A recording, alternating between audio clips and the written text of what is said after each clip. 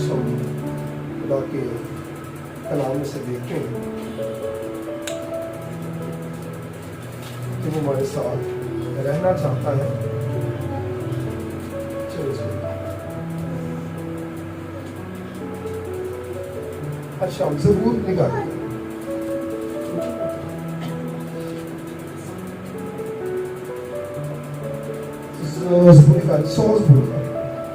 سوز کو ہم دیکھیں گے اس کی 1 اور 5 ہے. تو خدا کا روح آتا ہے وہ کلام کے پڑھنے میں اپنے قابل.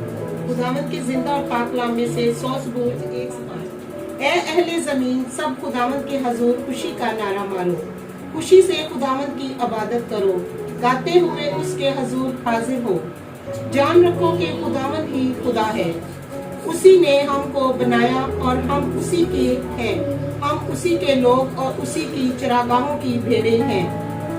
شکر گزاری کرتے ہوئے اس کے پھاٹکوں میں اور ہم کرتے ہوئے اس کی بارگاہوں میں داخل ہو. اس کا شکر کرو اور اس کے نام کو مبارک کہو. کیونکہ خداوند بھلا ہے, اس کی شفقت ابدی ہے, وہ اس کی وفاداری پشت در پشت رہتی ہے. خداوند کے پاک کلام کے پڑھے اور سنے جانے پر خداوند کی برکت ہو. اچھا پہلی آیت ہم کیا دیکھتے ہیں؟ اے اہل زمین سب خداوند کے حضور خوشی کا. اے اہل زمین, یہ جب اہل کی بات آتی ہے تو اہل میں 2 چیزیں پائی جاتی ہیں. اہل کا مطلب ایک تو ہوتا ہے کہ یہ بندہ اس قابل ہے کہ یہ کلام کو پڑھے, یہ اس قابل ہے کہ یہ خداوند کی ورشپ کرے, یہ اس قابل ہے کہ چرچ میں یا خدا کی خدمت میں اپنی کنٹریبیوشن اپنا حصہ ڈالے اور وفاداری سے خدا کے خادم کے ساتھ اس کا ہم خدمت ہو کر اپنے حصے کو پائے, اپنی میراث کو, اپنے حصہ کو پائے, اپنی برکت کو پائے, کیونکہ وہ اہل ہے. اہل ہے. اچھا غیر تمہیں پتہ کیا کہتی ہیں؟ ہمیں کیا کہتے ہیں آپ کو پتہ ہے؟ اہل کتاب. کیا کہتے ہیں؟ اہل کتاب. سب جانتے ہیں. ہاتھ کھڑا کرو پھر میں جانتا ہوں کینڈی کرنے.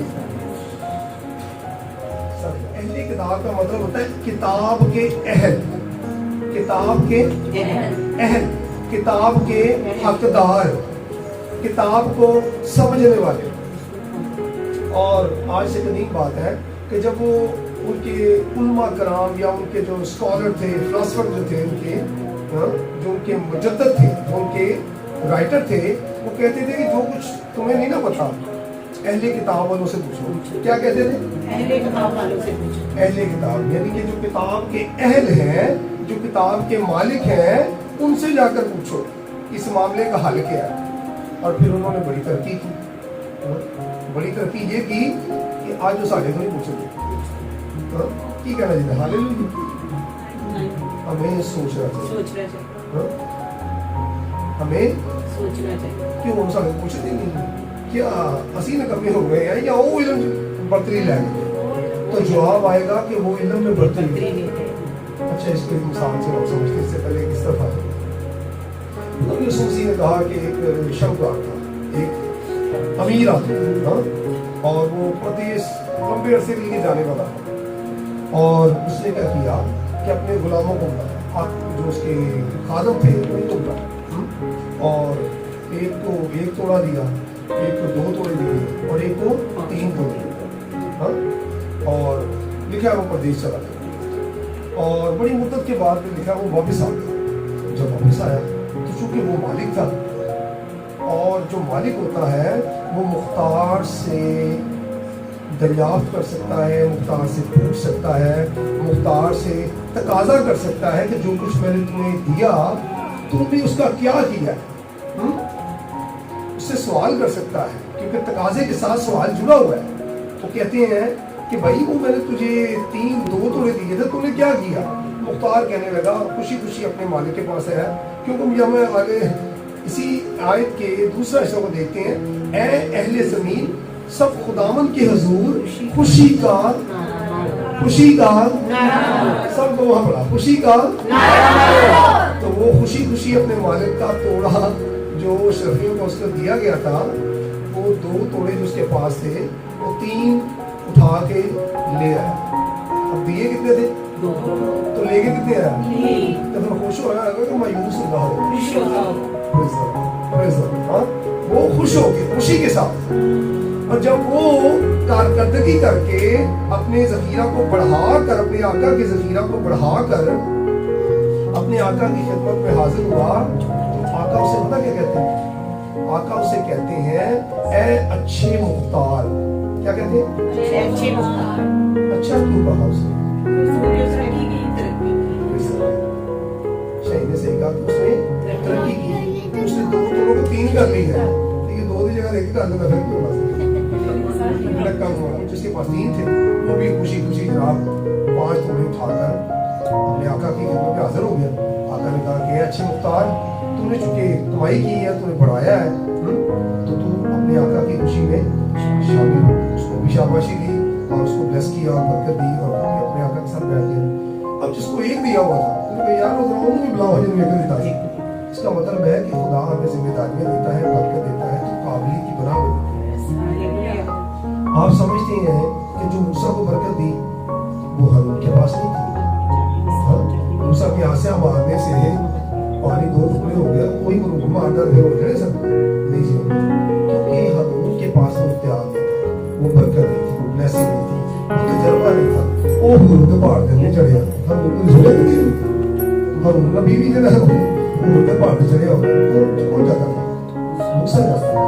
اس کا مطلب ہے موسیٰ جو تھا وہ اپنی قوم کی لیڈرشپ پہ تھا وہ اپنے قوم کے لیے لیڈر تھا موسیٰ جو تھا اس کا ہم خدمت تھا لیکن وہ ہم خدمت تھا لیڈر نہیں تھا ٹھیک ہے جس طرح پچھلے بھی ایک لیکچر میں نے بتایا وہ لوگ پتہ کرتے ہیں 4 کے دن پادری دعا کرنا وہ 4 کے دن پادری بھی جاتے ہیں وہ دعا کی ساتھ نہیں آتی کوئی وہ مکھے کو دعا کرتا ہے ایسے لوگ نہیں ایسے وہ مکھے دعا کرتا ہے ایسے بھی دعا کرتے ہیں آپ جو خادم ہوتا ہے نا یہ میں نے سکھایا تھا آپ کو کہ وہ ڈیلیور کرتا ہے خادم میں اور آپ میں فرق یہ ہوا کہ وہ ڈیلیور کرتا ہے اور آپ ریسیو کرتے ہیں ریسیو کرنے والا ڈیلیور نہیں کر سکتا جب تک کہ خدا نہ چاہے جب تک کہ پاک نہ چاہے جب تک کہ خدا یسوع مسیح کا لہو سے اس قابل نہ بنا دے کہ وہ ڈیلیور کرے بولے گا منہ سے وہ خادم بھی بولتا ہے وہ بھی بولے گا لیکن وہ ڈیلیور نہیں کرے گا جسٹ بولے گا اس کے بولنے سے مسا نہیں جھیل سکتا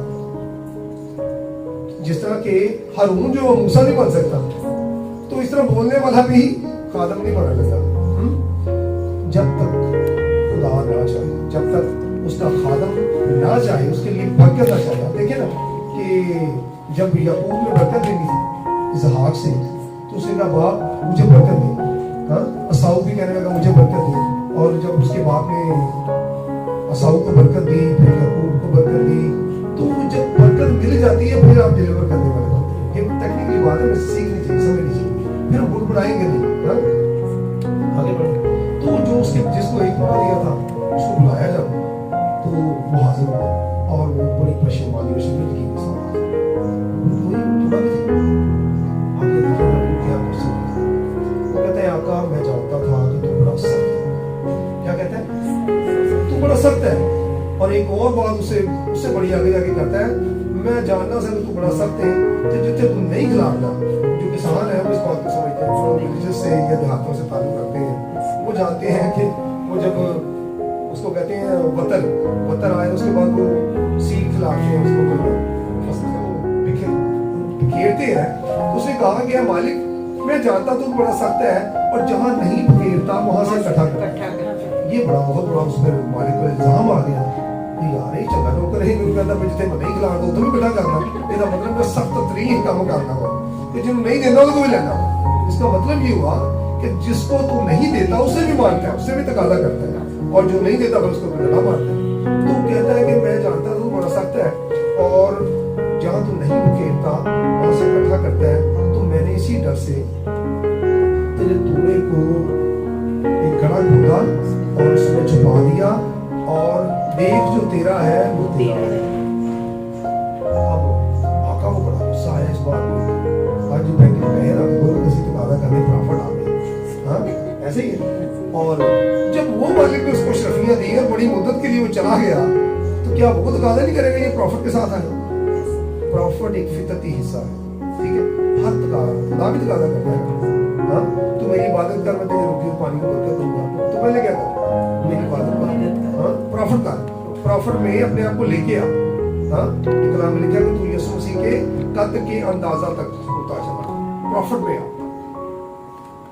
अंदाजा यीशु मसीह के कद तक तो नहीं बन सकते, लेकिन अंदाजे के हिसाब से कुछ ना कुछ जो उनमें ब्लेसिंग रहेगी। जैसे पास्टर साहब ने गीत गाया कि रूह दे फल आवन मेरे ते सदा, कदी न होवे मेथों तेरा रूह जुदा। हाँ, तो जब रूह हमारे साथ होगा तो फिर हम प्रॉफिट में आएंगे। जैसे पास्टर भी प्रॉफिट में है, प्रेज़ द लॉर्ड। तब पता होता है तो वो प्रॉफिट का तकाजा किया और उसने वो एक ही तोड़ा निकाल कर उसको दे दिया। तो उसने क्या कहा उसे,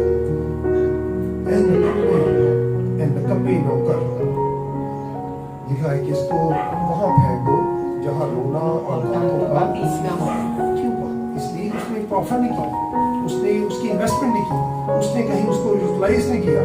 तो आगे आपका एक बहुत बड़ा उसको एक क्वेश्चन करते हैं, उसे कहते हैं ए नकम्मे नौकर, अगर तू जानता था कि मैं जहां नहीं बखेरता वहां से इकट्ठा करता हूं, तो तुझे चाहिए था, तुझ पर लाजम था कि तू मेरा माल शाहूकार को दे। अब एक मुख्तार अगर शाहूकार को माल दे तो मतलब वो तो वसूल नहीं कर सकते, क्योंकि वो जो मुख्तार है इसका मतलब है वो शाहूकारों से ज्यादा, वो दौलतमंदों से ज्यादा कमजोर है। और दे उसने किसको दिया, जिससे वो खुद नहीं ले सकता था। अगर वो दे देता शाहूकारों को, ताजर को दे देता, किसी अमीर आदमी को दे देता, और खुद मुख्तार है, खुद कमजोर है, खुद वो नौकर है, तो वो ले सकता था उसको, नहीं ले सकता। लेकिन आका ने कहा कि तुझको लाजम था कि तू मेरा माल शाहूकारों को दे देता और मैं आप आकर सूद समेत उससे वसूल कर लेता। हालेलुया। तो अगर एक खादम के तौर पर, एक बेटे के तौर पर, एक बेटी के तौर पर हम खुदा के कलाम को ऐसे हाथों में दे भी देना जहां से हम वसूल नहीं कर सकते। पर सब टाइम हम क्या करते हैं, चर्च में जाते हैं, चंदा देते हैं, सारी उम्र चंदे देते हैं, चंदे देते हैं, वक़्त देते हैं। तो आप क्या कर रहे हो, आप उस कलाम को ऐसे लोगों के हाथ में बोल रहे हो, दे रहे हो जो तो नया तो दिखा रहे हो। कहीं बीमार है ना, पैसा तो पैसा कहे तो थोड़ा बस मेरा अपना बिल दे रहा है, नहीं मेरे बच्चे की फीसा भी दे रहा है, लो जी मेरे को तो नहीं दे। तो बोया उसने वहां पर, तो फिर क्या हुआ, तो कहता अच्छा मैं मतलब उसमें दापे ले रहा हूं, तू नहीं देता ना ठीक से ये सारी उम्र चंदे देते रहे बेचारे, पैदल ही लगे फिरते, तू बड़ी ले ही हां तो और चीजें तूने बना ली है, तो ये ना सकी की कुछ नहीं किया। वो कहता बस उसमें दे। अच्छा, खुशी से दूसरी आयत को देखें, खुशी से खुदावंद की इबादत करो, गाते हैं उसके हुजूर हाजिर, जान रखो कि खुदावंद ही उसी ने हमको बनाया और हम उसी के, हालेलुया, उसी ने हमको बनाया और हम उसी के। ये दाऊद के अल्फाज हैं और हम देखते हैं कि पैदाइश में यीशु मसीह ने कहा आओ हम इंसान को अपनी शक्ल और शबीह पर बनाए, हम उसी के हैं, हम उसी के, उसी ने हमको बनाया और हम उसी के, हम उसके लोग और उसकी चिरागा की भीड़ हैं। अच्छा ये भीड़ भी बड़ी है ना, ये बड़ी खूबसूरत गल बड़ी सही बात है, असि भेड़ा नहीं है, असि भेड़े ये सीख रहा। ये क्या थे, भेड़े, और भेड़े भड़क जाती है। अच्छा भेड़ा भी बढ़िया है ना, भेड़ा बढ़िया मसूम होती है, जिथे चारा लगा उधर मुंह कर दो, वो जरा वो डंडा लेके मगा फिर चरवाहा फिरता है। ये इसराइलियों के लिए है, क्या हमारे लिए भी ये ऐसे भेड़ा क्या कर रहे थे आज के वक्त में, जब हम यीशु मसीह को पहचानते हैं, उसके खून से खरीदे हुए हैं, असि भी भेड़े हैं नहीं, उसके बेटे और बेटियां हैं। जब उसके बेटे और बेटियां हैं तो हमने इनसे बेहतर काम करना है। दाऊद अपनी कौम को प्रेजेंट करता है, अपनी कौम को आगे रखता है, कहता है हम उसके लोग और उसकी चिरागा की भेड़े हैं, शुक्रगुजारी करते उसके पाठकों में और हमद करते उसकी बारगाहों में दाखिल, उसका शुक्र करो और उसके नाम को मुबारक करो, क्योंकि खुदावंद भला है, उसकी शफकत अबदी है और उसकी वफादारी पुश्त दर पुश्त रहती है। अब देखिए आखिरी आयत को देखिए, क्योंकि खुदावंद भला है, उसकी शफकत अबदी है और उसकी वफादारी पुश्त दर पुश्त। इसका मतलब है कि जिस खुदा को हम जानते हैं वो पुश्त दर पुश्त रहने वाला खुदा है। हालेलुया। वो दुनिया के माबूदों की तरह नहीं है, बाल तरह नहीं है, अस्त्राल तरह नहीं है, हाँ? इन देवी और देवता हरकुलिस जैसा नहीं है, आज है तो कल है ही नहीं, आज है और कल नहीं है। हमारा जो खुदा है वो पुश्तों का खुदा है, वो पुश्त दर पुश्त रहने वाला खुदा है, वो जिंदा खुदा है।